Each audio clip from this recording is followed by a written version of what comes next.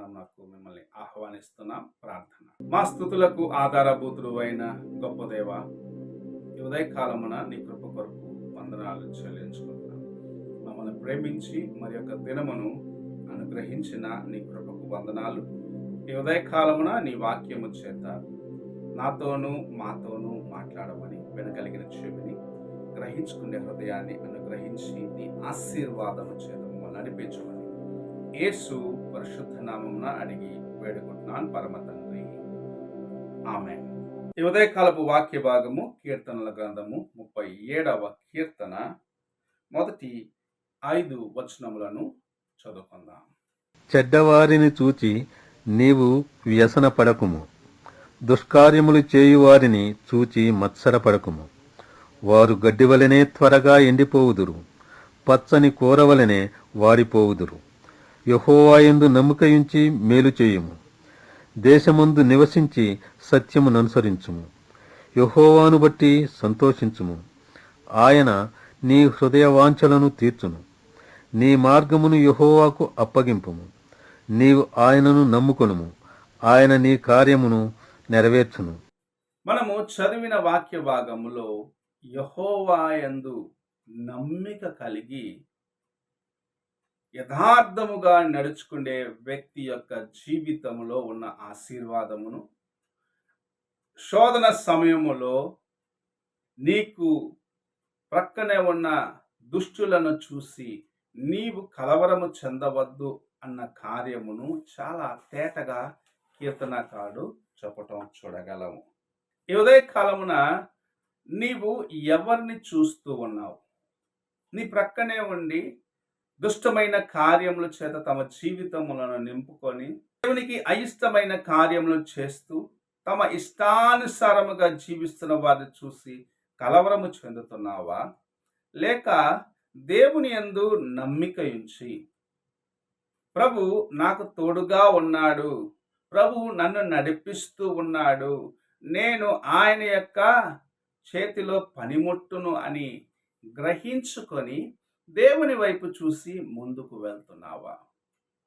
కీర్తనకారుడు చాలా తేటగా చెప్తున్నాడు, యెహోవా యందు నమ్మిక ఉంచు, మేలైన కార్యములు చేయి, మంచి కార్యములు చేయి, ఇతరులకు కీడు తలంచవద్దు.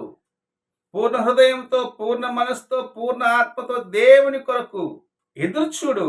నీ మార్గములో ఆయనకు అంగీకారముగా ఉండినట్లుగా ఆయన ఇష్టపడే మార్గంలో నడువు. అప్పుడు దేవుని చేత నీవు ఆశీర్వదించబడిన జీవితమును కలిగి ఉంటావు. దావీదు జీవితములో మనము చూసినట్లయితే రాజుగా ఆయన హెచ్చించబడక ముందు ఒక గొర్రెల కాపరిగా ఉన్నాడు. సామాన్యమైన గొర్రెల కాపరిగా ఉన్న వ్యక్తిని ప్రభు ఇంతగా ప్రేమించడానికి కారణం ఏమిటి? తన ఇంటిలోనే చాలా బలహీనుడుగా ఉన్నవాడుగా ఉన్నాడని సమూయేలు ఆయనను అభిషేకించే సమయంలో మనం చూస్తూ ఉన్నాం. తన సహోదరులందరూ మంచి ఆజానుభావులు, మిలిటరీలో ఉన్నవారు, సైన్యంలో ఉన్నవారు. అయితే దావీదు గొర్రెలను మేపుకుండే ఒక సామాన్యుడుగా ఉన్నాడు. అయితే తాను తన హృదయమంతటితో దేవుణ్ణి వెతికినాడు. తన హృదయమంతటితో దేవునికి సమీపముగా ఉన్నాడు. ఆయనకి ఇష్టమైన కార్యములు మాత్రమే చేయాలని తలంచుకున్న వాడిగా ఉన్నాడు. అందుకే యెహోవా నా కాపరి, నాకు లేమి కలుగదు అని ధైర్యముగా చెప్పగలిగిన వాడిగా దావీదు మహారాజు. అలాంటి జీవితమును ప్రభు మన యొద్ద ఎదురు చూస్తూ ఉన్నాడు. నీవు దుష్టులను చూసి కలవరము చెందవద్దు, అన్యాయము చేసేవారిని చూసి కలవరము చెందవద్దు. వారు ఒక దినమున గాలికి చెదరగొట్టే పొట్టు వలె ఉంటారు. వారు ఎండకు మాడిపోయే గడ్డి వంటి వారిగా ఉన్నారు. అయితే నీవు దేవుని యందు నమ్మిక ఉంచి నీ మార్గంలో ఆయనకు అంగీకారముగా చేసినట్లయితే, అనగా ఆయన ఆశించే మార్గంలో నీవు నడిచినట్లయితే, నీ జీవితంలో దేవుని యొక్క ఆశీర్వాదముల కోసము నీవు ఎదురు చూస్తూ ఆయనకు ఇష్టమైన మార్గంలో నడిచినట్లయితే ప్రభు నీ ప్రయాసను చూస్తున్నాడు. అంతకన్నా ముఖ్యముగా నీ హృదయమును చూస్తూ ఉన్నాడు. నీ హృదయములో నీవు ఎలాగూ దేవుని ఎదుట నిన్ను నీవు కాపాడుకుంటున్నావు? ఈ లోకంలో వచ్చే శోధనలో నువ్వు ఎలాగూ తప్పించుకుంటున్నావు? లేకపోతే ఎలాగ దేవుని కృపచేత తప్పించబడుతున్నావు అని ప్రభు చూస్తూ ఉన్నాడు. తగిన సమయం వచ్చినప్పుడు నీవున్న పరిస్థితుల్లో నుండి ప్రభు నిన్ను పైకి హెచ్చిస్తాడు. దావీదును అభిషేకించినాడు. రాజుగా అభిషేకించిన మరుసటి దినమున ఆయన వెళ్ళి రాజసింహాసనంలో కూర్చోలేదు. అనేక సంవత్సరాలు ప్రయాసపడ్డాడు.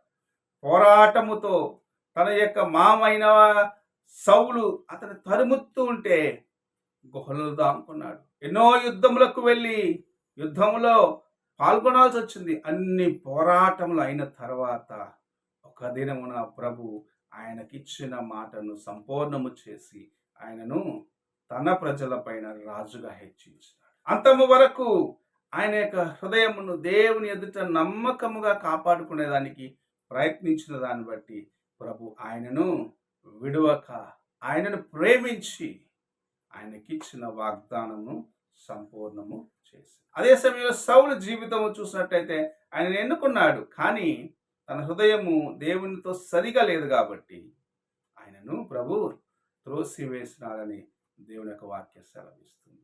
ఈ ఉదయకాలమున ప్రభు నిన్ను ప్రేమిస్తూ ఉన్నాడు. ఇతరులను చూడవద్దు, దుష్టులను చూడవద్దు, అన్యాయము చేసేవారిని చూసి కలవరము చెందవద్దు.